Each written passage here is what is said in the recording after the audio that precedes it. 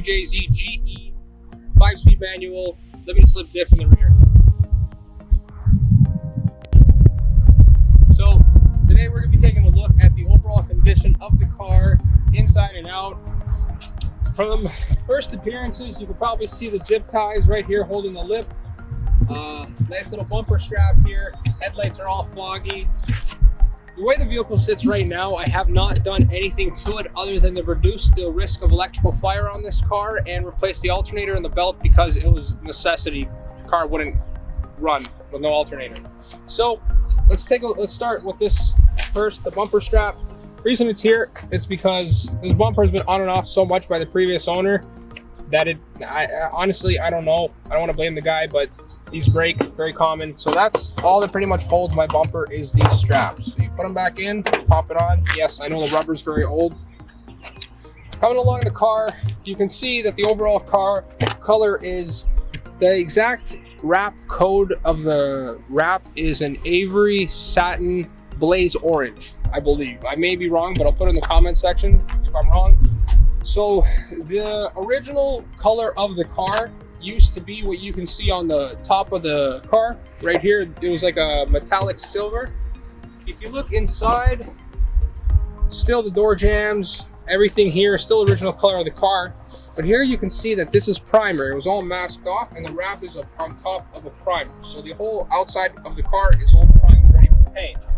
The reason it was wrapped in the first place is because the original owner of the car, there was two owners before me, I believe. The first guy got the car keyed, and then my previous owner bought the car off of him and decided to wrap it this color and go all in on it. So this is what it is. You can see all the body panels, pretty much all the body panels of this car. All the fastener clips are all broken or missing. I don't know what happened to them, but a couple taps here and there and she's in good to go. But also while we're here, if you take a look at the rims, you probably noticed they're both different style rims. The fronts are a 17-inch, the rears are an 18-inch. It's running a Corvette style. That's the way the car came. I just put different rubber on it and went with it. So coming around to the back of the car, you can see the right passenger side taillight's cracked. Inside, the whole chrome kind of film in there is all peeling from old age. Behind the plate, very common. You can see all the bodywork, Bondo that they didn't sand away, or it's rust starting to come back. Those are just self-tappers, so see, they didn't spend a lot of time. This one's even worse with the peeling inside, and it's cracked. Like, oh. Yeah. And then coming up to this side, you can see the same thing again. That's missing a piece here, so the whole body is missing. But if you also take a look at this wonderful non-tome, it's a straight pipe welded on. The only thing holding this whole exhaust system in place is a whole bunch of mechanics wire. Because when I was driving it home initially, literally about 5 minutes from the shop, I hit a bump and my buddy calls me. He's like, "Yo, there's sparks under your car."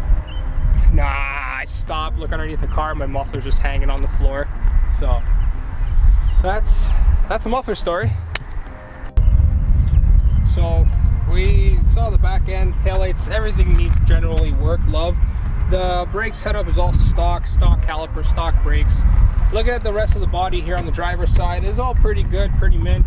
But if you look at the body line here by the fender and the door, that looks a little close. If you keep going, well, this is the one thing that I actually put into the car, my own stupidity.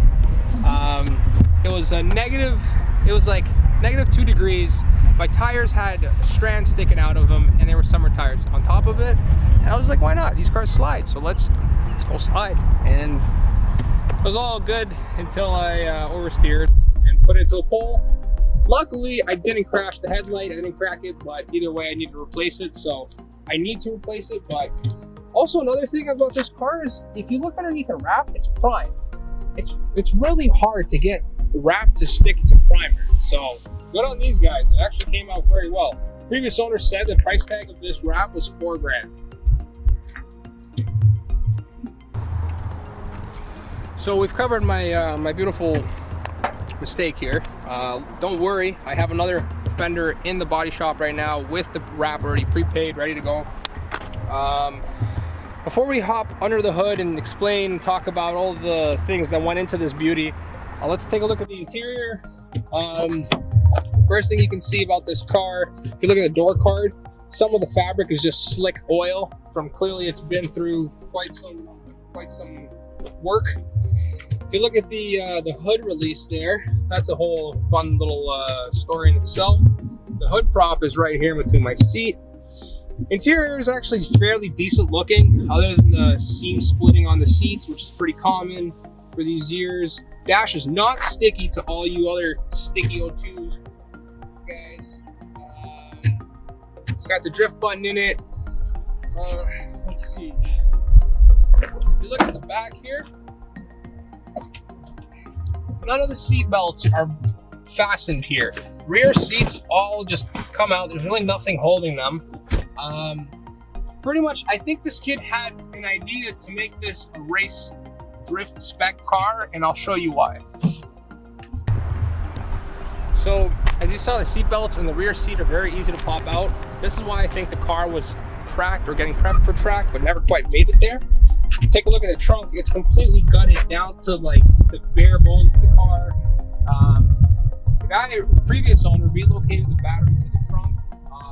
He literally just used a sub cable for a subwoofer as a positive to run all the way through the car to the front to the engine bay, and he grounded it with just using a compression clamp. Like, look, you can see that's like, I don't know. But anyways, the best part is if you look how he grounded it to the frame of the car, is he just stripped the wire, wrapped it around the bolt self-tapper, and just drived it in with a big washer. That's how the whole electronic system of the car is grounded in the trunk. But the one positive thing about this is that, yes, the wrap is a little old and a little busty, but when they initially wrapped the car, they took apart everything. Spoiler came off, this cover came off, these lights came out. These are all my doings because I try to change the lights in here to LEDs. But other than that, this wrap was actually a very well done wrap, aside from the primer spraying and everything, but I think that was a backyard job. I don't know the full history of the car, so I'm only kind of piecing it as I go. So, that's that. So we reviewed the whole car inside and out. Now let's talk about what's under the hood. Gotta love the joys of other people's projects. Things aren't where they're supposed to be. Damn, this hood is so heavy for an IS300. It's pretty crazy how much weight you save by just taking the hood off. So here she is. I believe this is the second motor with a swapped head that the kid did himself in his garage, learning on the car as he went. So when I first initially got the car, this was just hanging on the ABS module here.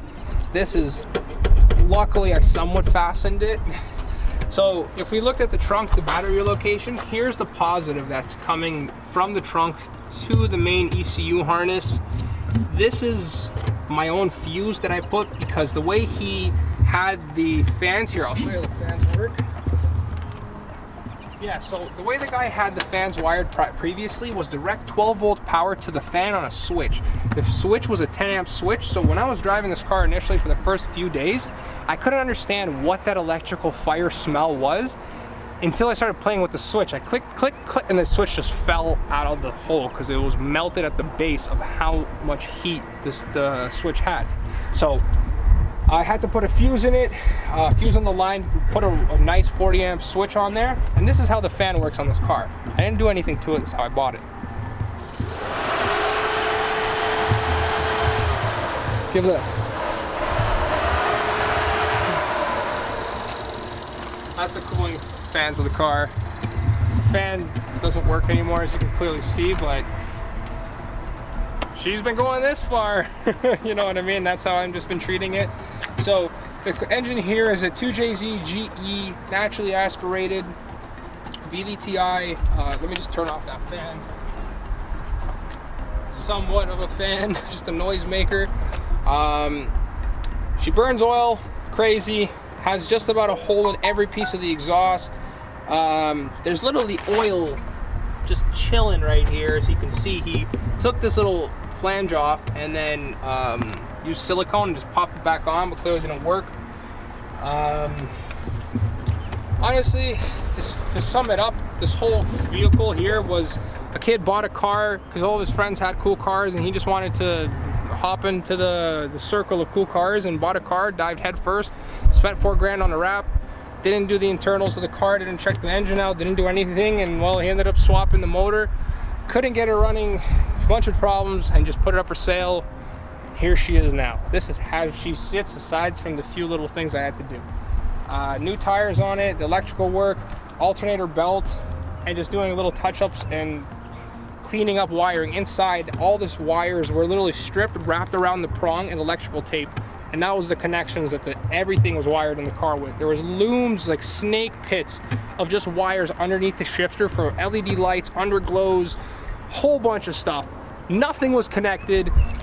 Comment below if you want to see those videos. Those are from like Snapchat little clips, so like I don't really post that, but if you guys want it, I might post it. It was a mess. So at the same time, follow my Snapchat, Max Leonov. Follow my Instagram at Lex Supra with a double A at the end, and put it here. Give me a follow. This is the whole project of it. Everything, to sum it up, everything to fix this car piece by piece is going to cost way too much. Good thing for COVID, not really, but COVID hit. First week, nobody really knew what was going to happen to the businesses. So at the time, I was like, let's see how much a 1JZ is. Price, I offered this guy a price. He's like, come with cash, let's talk. We negotiated. I ended up getting this motor, and overall, it's much easier to just throw in a new power plant that's way capable more, as opposed to building this, an unknown internal engine. I don't want to go through all that, so I just bought a great motor, and stay tuned for the whole build. We have it picking it up, getting everything, dismantling it, painting it, so much to come. Subscribe to watch all that. It's gonna be great content. Trust me when I say that.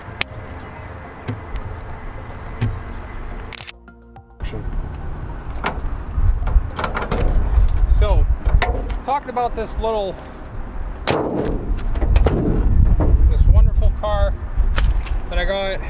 So a lot of you are wondering why I'm putting a 1JZ GTE in here, VVTi, as opposed to sticking with the original 2J GE motor and building that.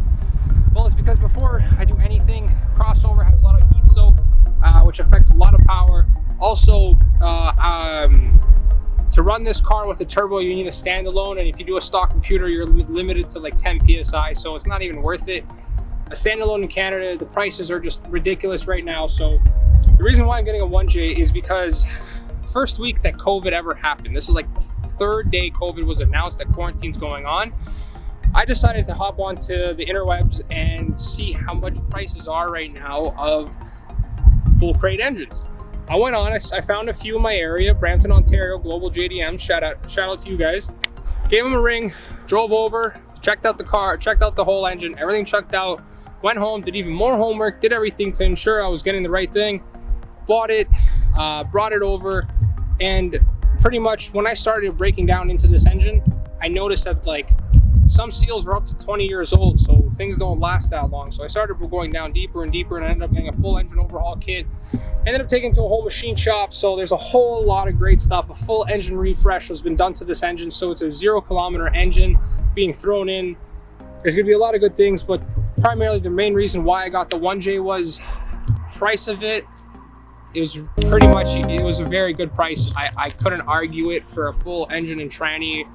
I honestly, if I wanted to, I could have thrown the motor in and skipped this whole hassle, but this is the third time's the charm for me. I'll explain more in future videos about what that means, but this one, I'm doing it right, not skipping any steps, and there's gonna be a lot of good quality, reliable quality content coming because I'm not skipping corners.